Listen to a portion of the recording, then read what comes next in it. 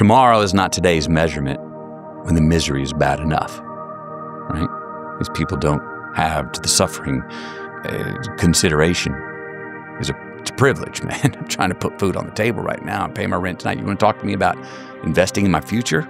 And I'm saying, and that's part of what faith and religion are for, to help those in misery hang on to a hope that will most likely not be served them in this life, to sell them belief and faith that they will be served in the next.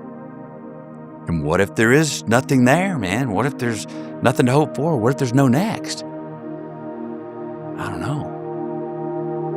But either way, in misery here or without a heaven there, not having any hope or faith in anything is a certain way to remain where you are forever. But if you can find something that you can keep going, something that no matter how small to look forward to and continually have faith in and chase, well, then your life here is going to be better now, heaven or not. That's a great question. You know, I sit here with a life where I have the luxury to project, to ask myself and ask others, no, make a sacrifice today. Sacrifice a plastic ring today for a gold crown tomorrow. Sacrifice something today for more freedom tomorrow. Sacrifice something today for a possible healthier future for your kids.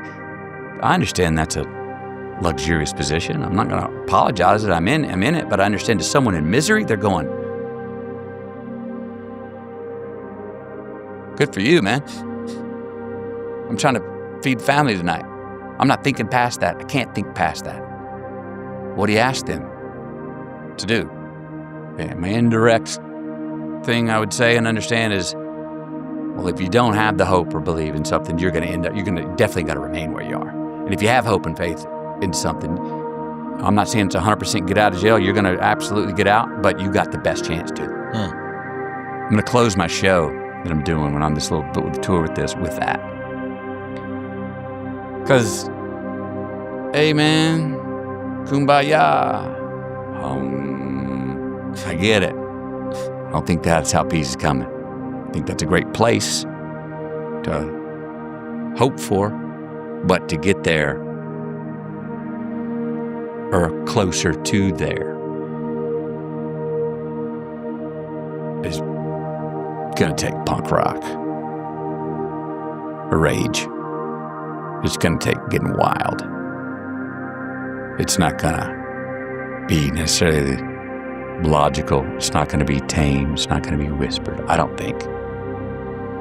It's going to take nothing. No emotion gets more shit done than rage. For good or for bad. Mm-hmm. Seems like rage really moves the needle. Mm-hmm. You know what I mean? And I think that emotion and that approach shouldn't be thrown out when you're talking about a pursuit of peace or contentment. I think it takes sweat equity. It will take blood being drawn. I don't believe that we are as evolved enough species to just behave as we intellectually can agree we should be. I don't see it happening. We don't agree with it. In an open forum, enough of us go back on our own and that ain't what we're doing.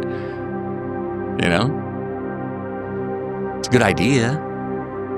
But boy, when we're cornered and what we got's being possibly trespassed on, be very primal.